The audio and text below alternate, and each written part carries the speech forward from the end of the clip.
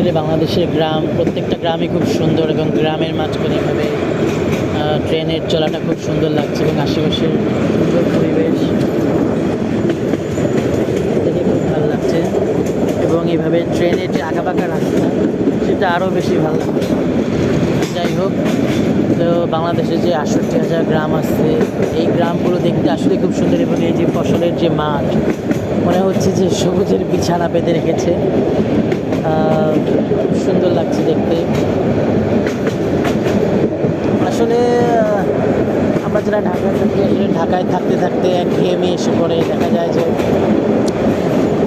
সবুজ কোনো সবুজ নেই, যে দৃশ্য বক করে যাচ্ছে, দৃশ্যকে আমরা ঢাকায় দেখতে পারি না।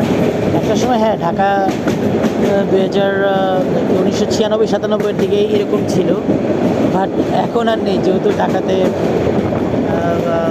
ঢাকার যা জমির দাম অনেক বেশি এবং যেহেতু এখানে সব শিল্প কারখানা, ব্যবসা প্রতিষ্ঠান এবং অফিসগুলো, সব বড় বড় অফিসগুলো ওখানে, যার কারণে ঢাকা এখন এমন অবস্থা হয়েছে যে নিঃশ্বাস ফেলার জায়গা নেই এবং আর কোনো জমিও নেই। ঢাকার কেরানীগঞ্জে দিকে এখন আস্তে আস্তে ডেভেলপ হচ্ছে, যেটা কেরানীগঞ্জের সৌন্দর্য নষ্ট করে ফেলতেছে।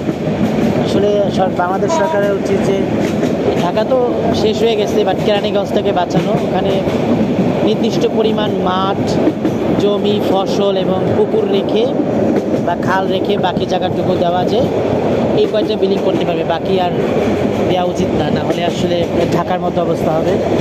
এরকম সুজলা শ্যামলা জায়গা ঢাকা কেরানীগঞ্জে রাখা উচিত, যাতে মানুষজন হাঁপ ছেড়ে বাঁচতে পারে, শ্বাস নিতে পারে। এটাই আসলে প্রত্যাশা, কারণ আমি নিজেও দেখেছি ঢাকার নন্দীপাড়া মাদারটাকে এরকম আমি দেখেছি। সেটা 2009-10 দিকে হবে।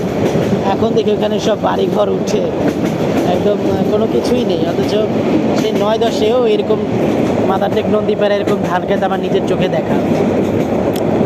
যাই হোক, ঢাকা তো আর নেই, ঢাকাকে তো আর বাঁচানো গেল না। বাট এবার কেরানীগঞ্জ যে জায়গাটা, এই যে বক উড়ে যাচ্ছে সকালবেলা, এভাবে বক দেখতে ভালোই লাগে এদের মাঝখানে।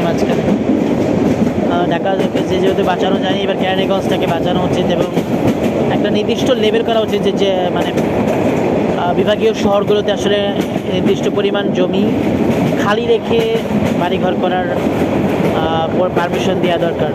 নাহলে এই এত সুন্দর ঢাকা, মানে বাংলাদেশকে আমরা হারাবো।